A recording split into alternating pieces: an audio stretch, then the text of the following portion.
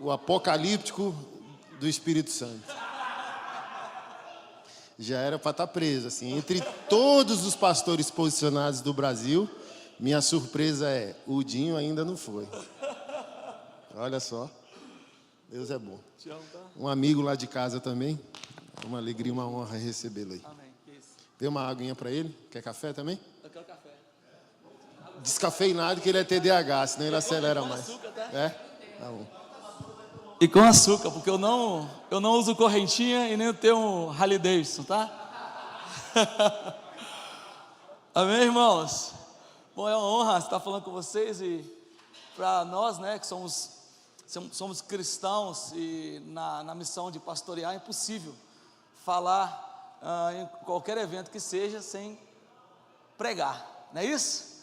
Eu vi que todos os pastores aqui que me antecederam, eles tentaram falar de política, mas é impossível não falar da fé, né? Eu quero aqui honrar a vida dos pastores que estão aqui, do Cal, do pastor Cote, do pastor Ibe, dos pastores que estão aqui, pastor Anderson, pastor Rada, pastor Johnny.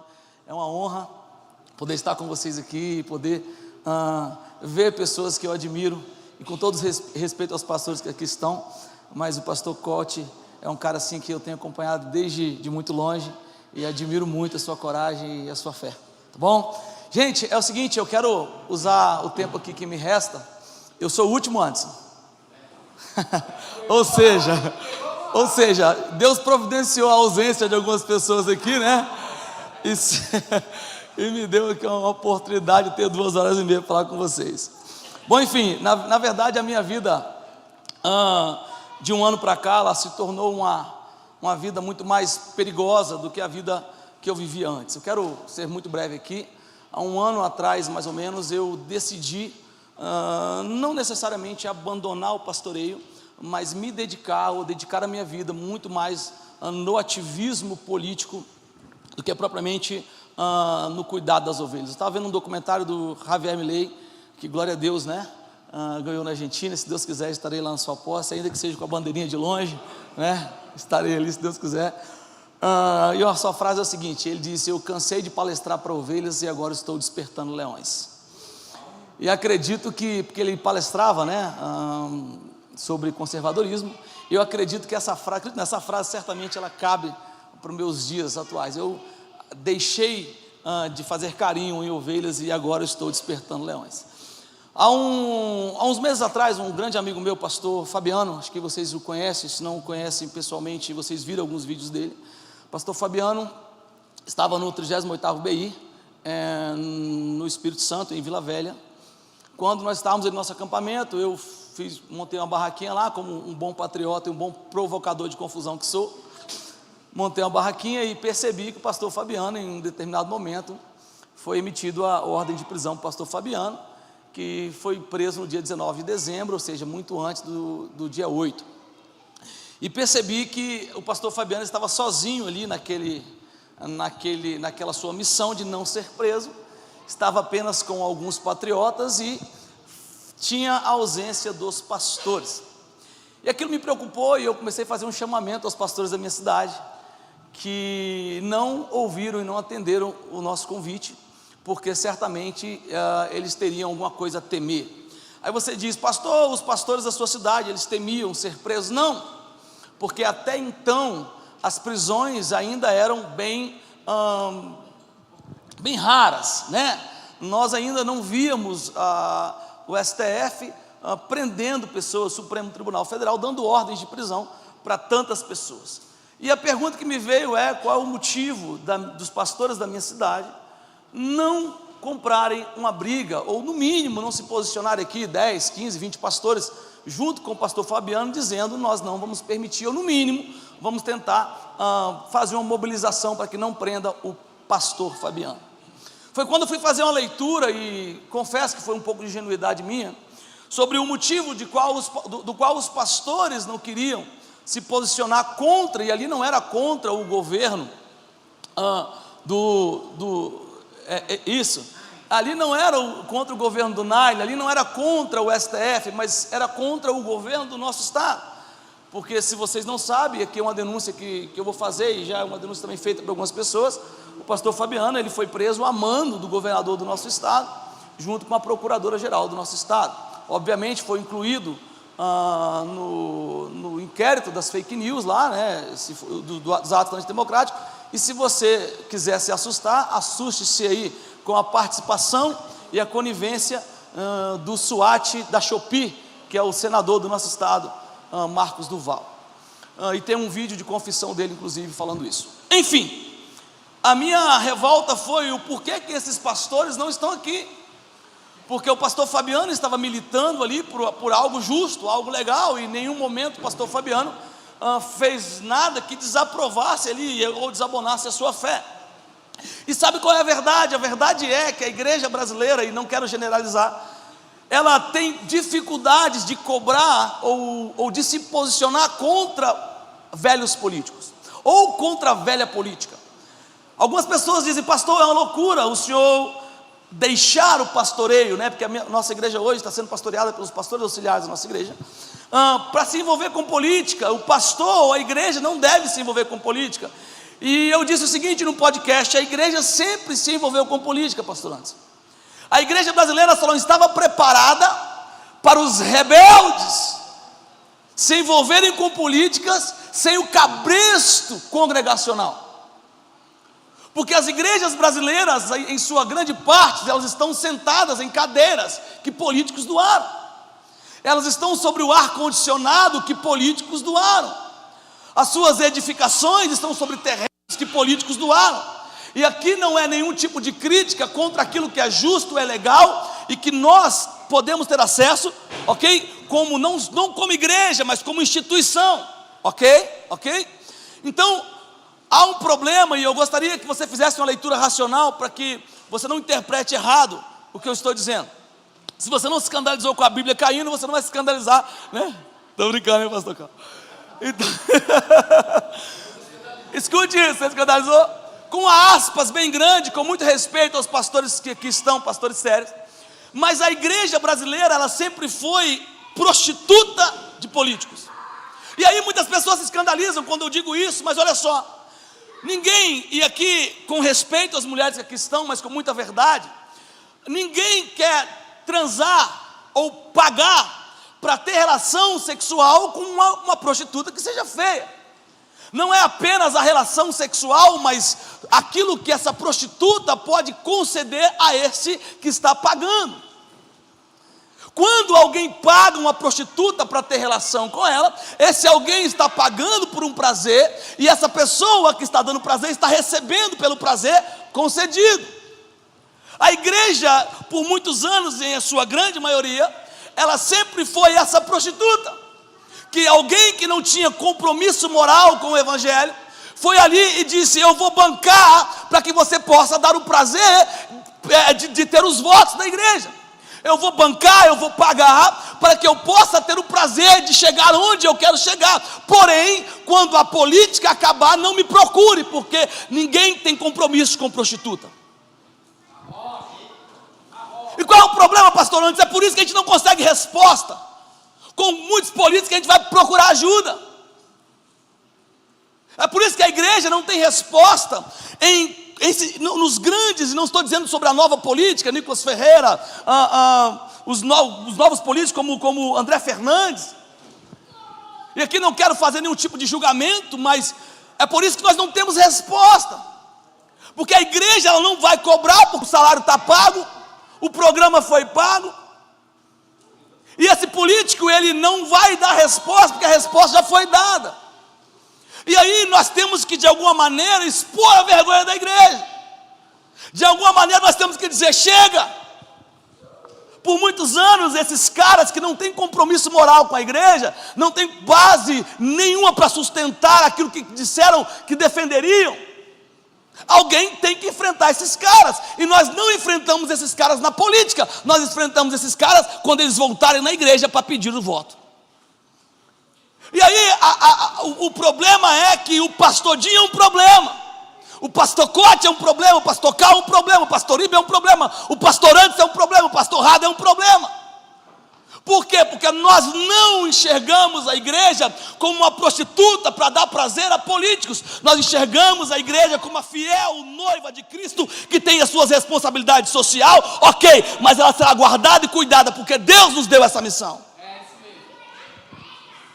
Com isso nós revoltamos aqueles que nós apontamos e dizemos: você nunca mais vai colocar um cabresto nas pessoas que me cercam, porque eu serei o arauto para dizer que você até hoje explorou a inocência dessas pessoas.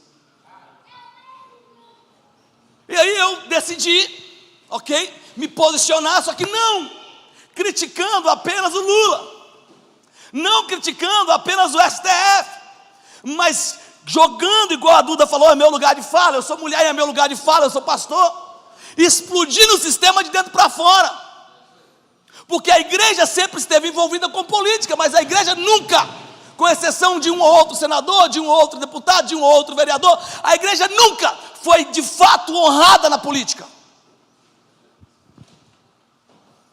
porque nós sempre estivemos atentos a pessoas que por algum motivo ou por alguma coisa nós trocávamos aquilo que nós tínhamos como maior ferramenta para mudar a nossa nação. Então eu quero apenas ler com vocês alguns versículos e encerrar. Capítulo 1 de 1 Coríntios, capítulo 2, versículo 1 de 1 Coríntios, assim: olha, irmãos, quando fui ter com vocês, eu amo esse versículo, quase todo maçonaria eu falo sobre masculinidade, uso esse versículo. Anunciando o testemunho de Deus, não fui com sublimes palavras de persuasão, de sabedoria humana, para que a nossa fé não se baseasse na sabedoria humana. E Paulo vai dizer: quando eu estive com vocês, estive em fraqueza e temor e grande tremor. A minha palavra e a minha pregação não consiste em palavras persuasivas de sabedoria humana, mas na demonstração do poder de Deus, para que a vossa fé não se apoiasse em sabedoria humana. Aí você vai dizer: pastor, qual é o principal lugar para falar sobre liberdade? Aí você vai dizer: qual é o pior lugar para falar sobre liberdade? A igreja. A igreja, e não a igreja de Cristo, como o pastor Cal disse, não a igreja das portas para fora, não a igreja de segunda-feira, mas a igreja dominada por aqueles homens de Mateus capítulo 23, versículo 3, quando Jesus chama os seus discípulos e dizem: olha, está vendo os escribas e os fariseus, olha, aprendam portanto tudo que falam e pratiquem tudo que dizem, porque tudo que dizem é verdade, porém, não façam o que eles fazem, porque tudo que fazem, tudo que falam não fazem. Essa igreja que foi ideologicamente acreditando que foi discipulada de maneira ideológica, porque o que é ideologia na sua maneira mais simples de se explicar? Ideologia é quando, de maneira simples de se explicar, quando alguém tem características de outro alguém e essas características lhe levam a uma afirmação de que ela pode ser aquilo que ela parece ser. Pronto, tipo Dilma explicando, mas você entendeu.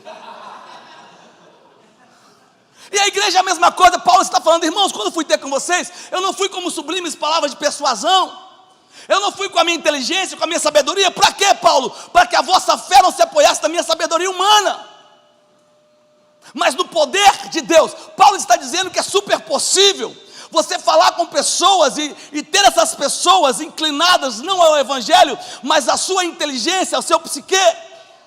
Paulo está dizendo que é super possível e que é possível você ter pessoas aglomeradas ao seu redor, crendo apenas naquilo que você fala, ainda que aquilo que você fala não seja exatamente o que a Bíblia diz, com todo respeito, como faz o Pablo Marçal. Mais um processo. Sendo assim, a igreja foi se tornando uma igreja ideológica. Como assim, pastor? Acredita que é uma coisa, não é. Se acredita que é porque parece ser. Tem igreja, tem pastor, tem Bíblia, mas não tem características e comportamento. Como que um homem pode dizer que é uma mulher? Como que a mulher pode dizer que é um homem? O que vai ditar e o que vai dizer se esse homem é de fato um homem, é ele ter nascido homem, genética masculina e reprodução masculina, e a mulher de igual maneira. Então a igreja, ela não reproduz de fato cristãos, e é por isso que a resposta vem: porque tantos milhões de cristãos no Brasil e nada acontece? Porque é cristão ideológico, é a mulher com outra mulher, acreditando que ela é homem, não reproduz. A igreja não reproduz bons cristãos, porque nem sequer a igreja é cristã. Aprendemos a cair no poder e não andar em poder. Aprendemos a cair no espírito e não andar em espírito.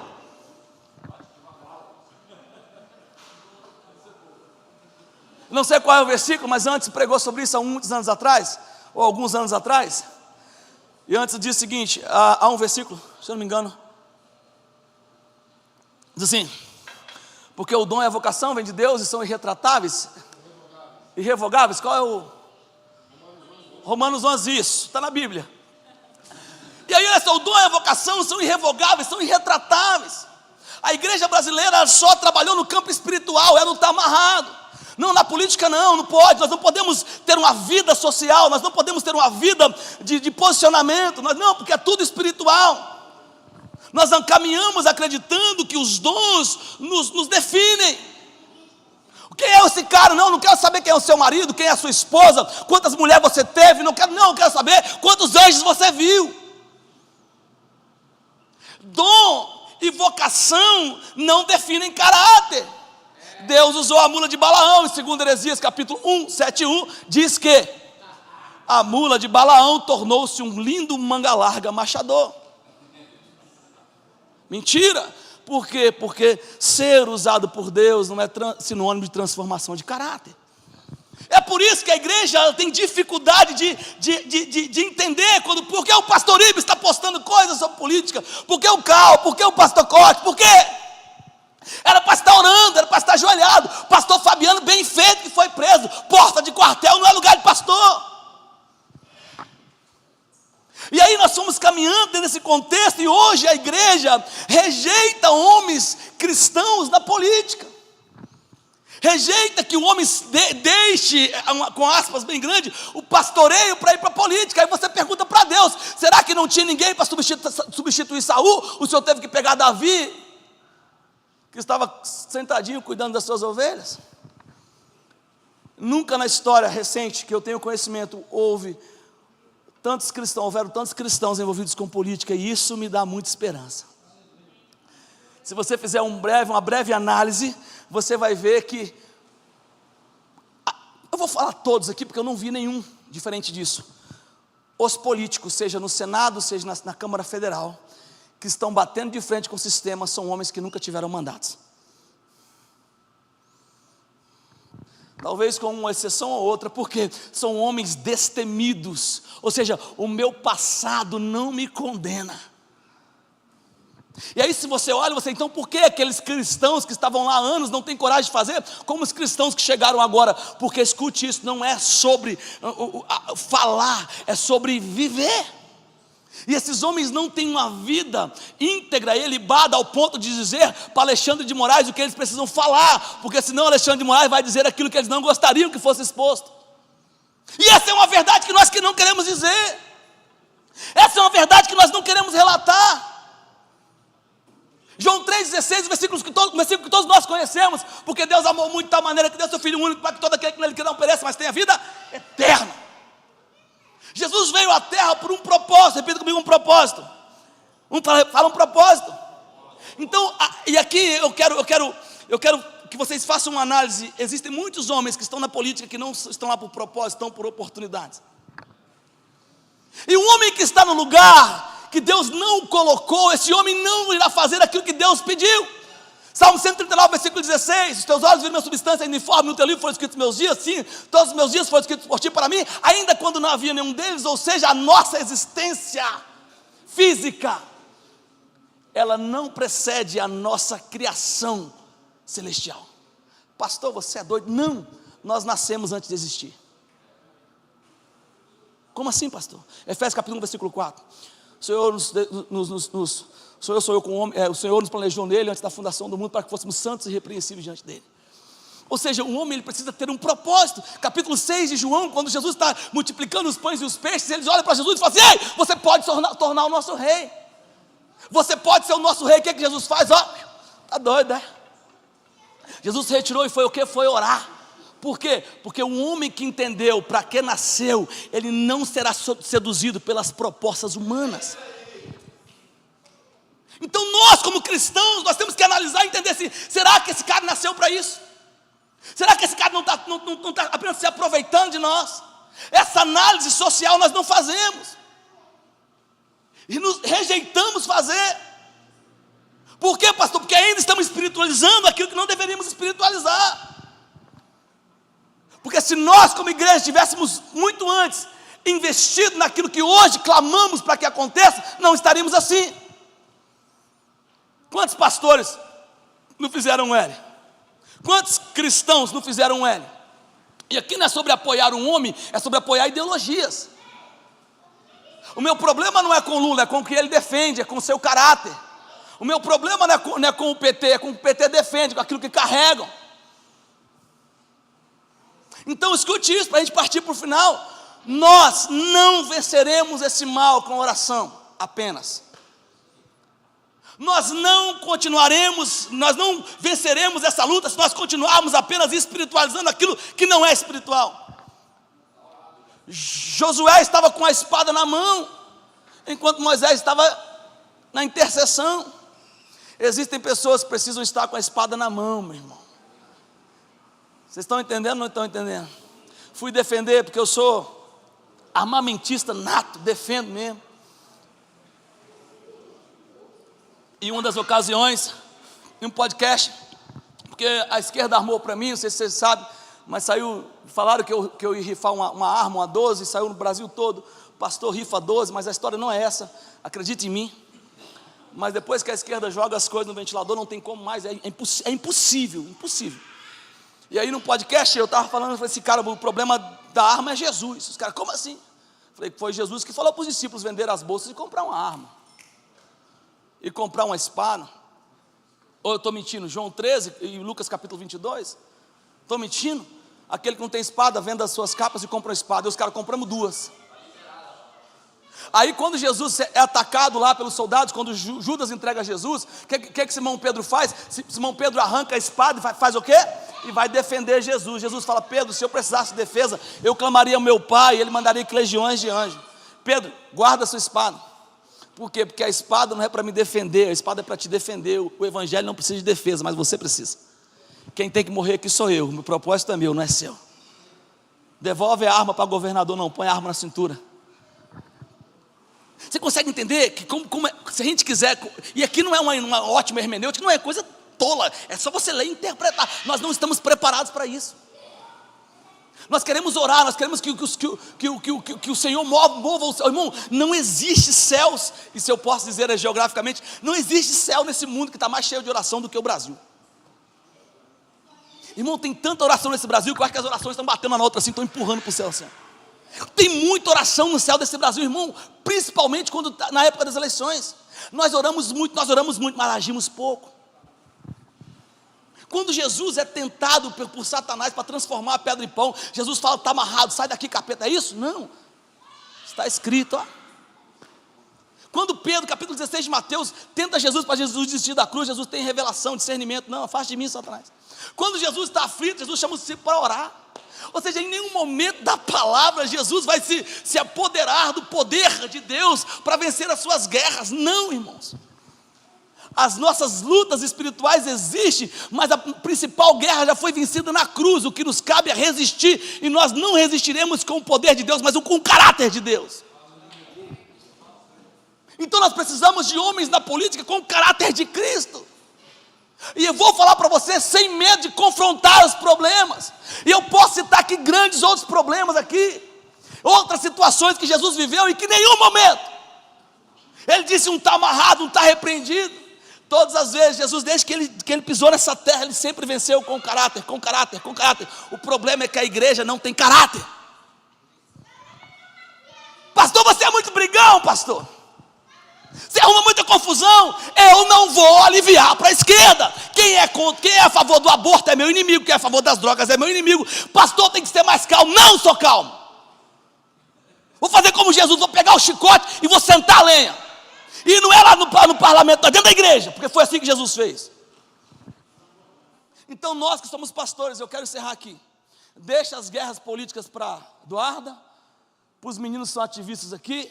Nós que somos pastores, nós vamos explodir de dentro para fora. Nós vamos pegar esses pseudos pastores, como esse Henrique Vieira, vagabundo,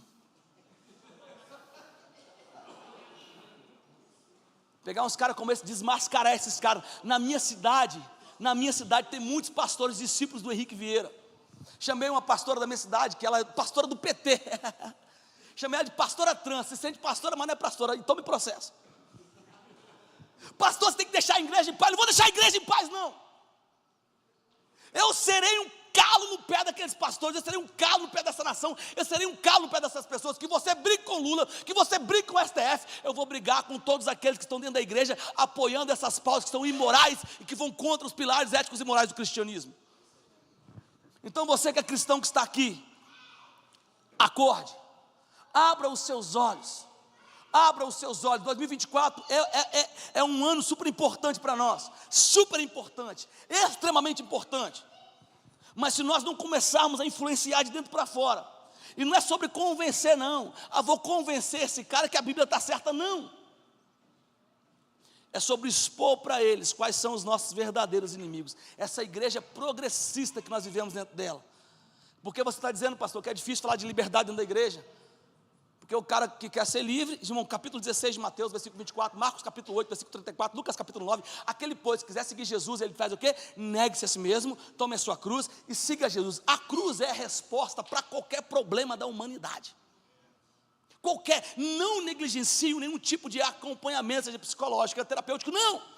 Mas estou dizendo que a igreja, ela não liberta, ela constrói cativeiros. Está com problema no seu casamento, tem um cursinho para você aqui. Você está com problema na alma, eu tenho um cursinho aqui. Está com problema na finança, eu tenho um cursinho que fica aqui, que toda semana eu te alimento aqui.